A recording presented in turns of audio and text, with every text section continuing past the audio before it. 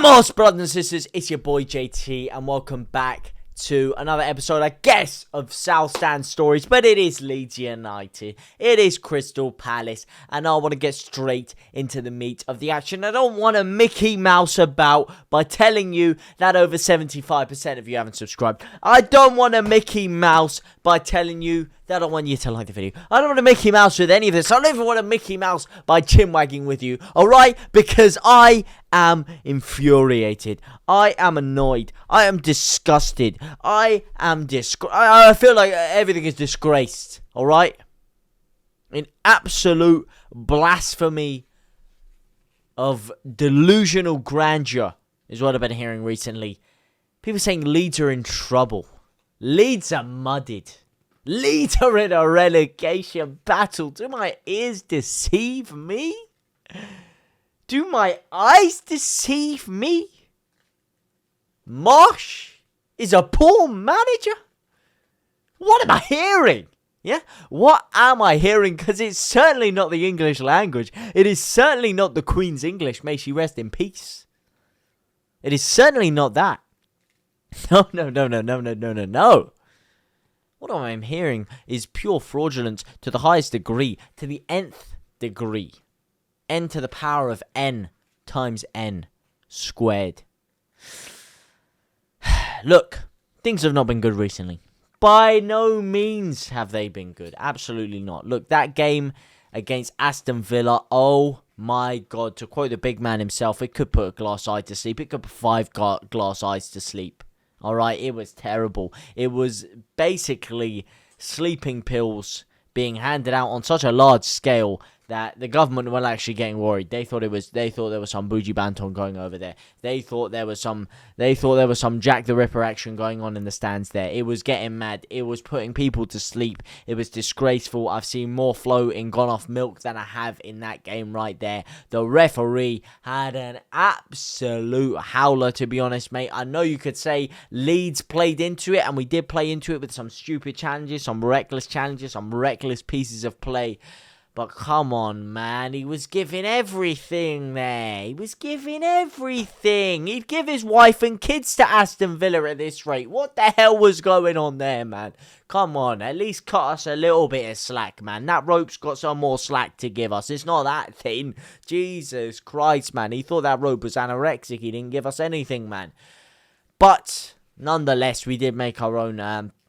Made a rod for our own back at the end of the day. Going down to 10 men. Sinisostra. What the hell's he doing, man? What the hell's he doing? Flicking his leg out like that, man. Giving away a stupid yellow card. A stupid yellow card. I'm going to say it, man. I love the guy. I love him like my own brother. I don't even have a brother, but I love him like my own brother. But that's just stupid, man. That's foolish. And we're going to miss him. We're going to miss him big time going into the game against Palace.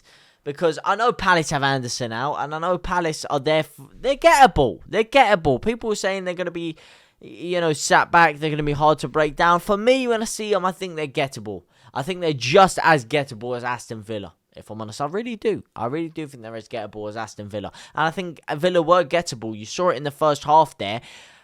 We managed to get into dangerous positions. We did manage to get into dangerous positions, but it's that final killer ball. And I've had this debate with people so many times where they're like, yeah, it's just Leeds don't have a finisher. We create so many chances. We put so many chances on a plate for them.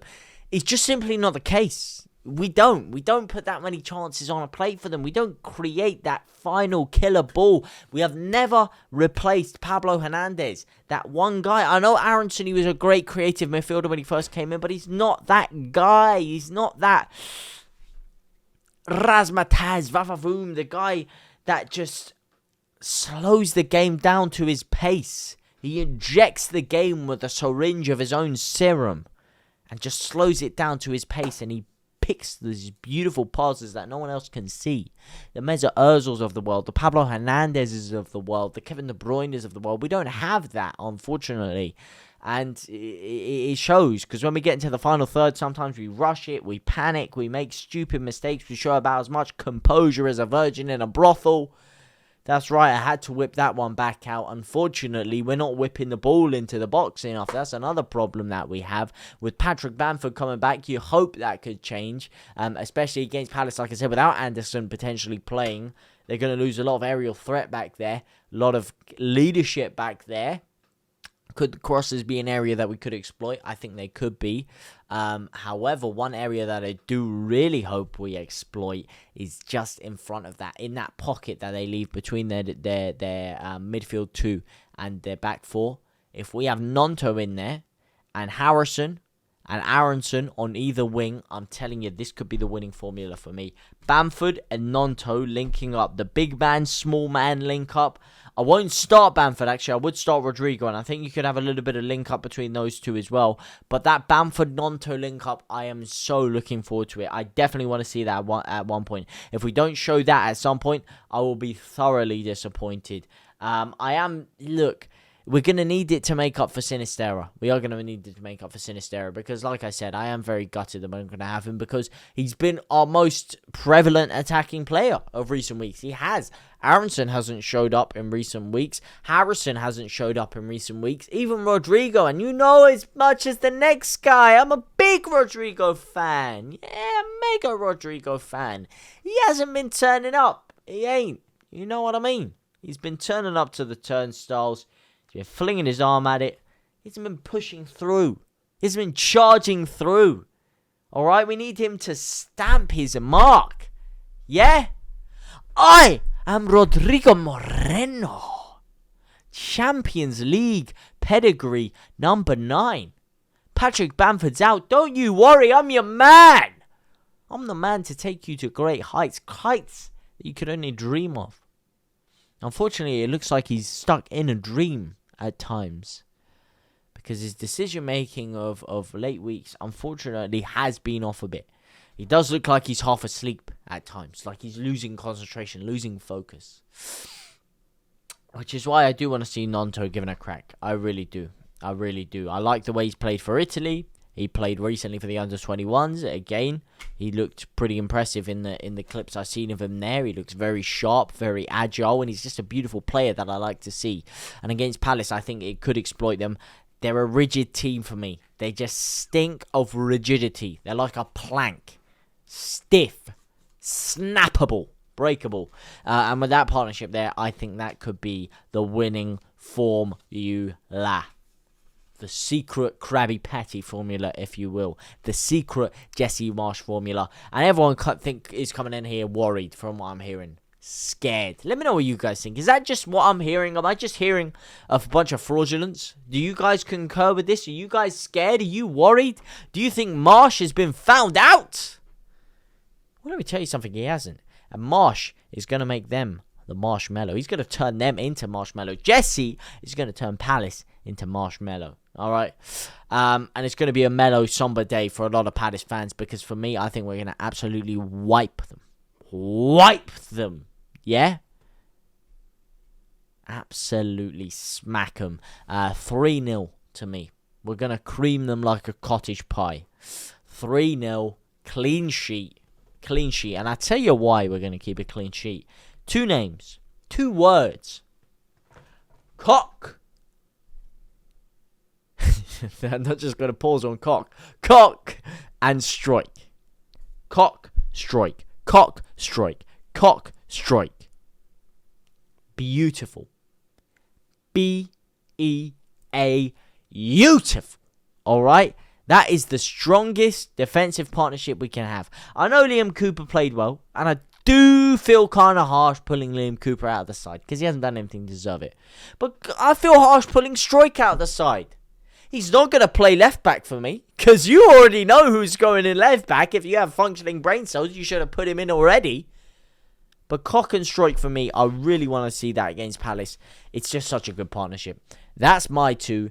Ailing right back, I think he's done enough to put himself over Christensen for me. Attacking, well, look, defensively, Christensen did look solid against Villa, but I want some attacking impotence. I want us to take the game to them. And Christensen lacks confidence for me. He lacks the confidence to take a man on. And I want to see Ailing given his crack there. Firpo, left back, senior, daddy, tier, subscription, Firpo. He was insane when he came on against Villa. Insane. Mouth-watering. Orgasmic. Divine. Oh, a superb, splendid medley of footballing perfection is what I saw when Senior Firpo came on against Aston Villa. And it's going to be the same thing if he starts. He offers us so much down that left-hand side. The beautiful flick on to Bamford, the beautiful play he did. And he defended very, very well against Villa as well. And I won't hear another word about it. If you look back every single clip, if you can find me a clip where Firpo got skinned, where he got taken on, where he wasn't absolutely sublime against Aston Villa while he was on the pitch, then I will give you my entire Betfred account. Yeah, I don't know why I said Betfred, but I'll give you it. I'll give you my BetBall account. I'll give you my PokerStars account. I'll give you anything you want because you will not be able to find it. So he's going left back. He's going to be the difference for me. Rocker and Adams in the midfield. Dwayne the Rocker Johnson, of course. Does another word need to be said about him? Absolutely not. Melier in goal. Did just miss him, but it doesn't really... No debate there. No debate there at all. The only debate is he going to be able to distribute the ball like Amazon Prime, or is he going to be like Hermes, smashing it up all over the gaff? Hermes, please don't sue me. Left attacking midfield or left wing is going to be Jack Harrison. Right wing, Aronson, because of course we're losing Sinisostra. Cam. This is the interesting one. This is the interesting one. You could go Klitsch. I want to say Nonto. I do want to say Nonto. You know what I mean, boys? You know what I mean? I want to see a bit of Willie action. I do want to see a bit of Willie in there. But I am going to have to concede and put Willie Nonto in attacking midfield just behind the striker. Rodrigo Moreno up front. I really want to see Bamford and Willie at some point, like I said, but Rodrigo has to start for me.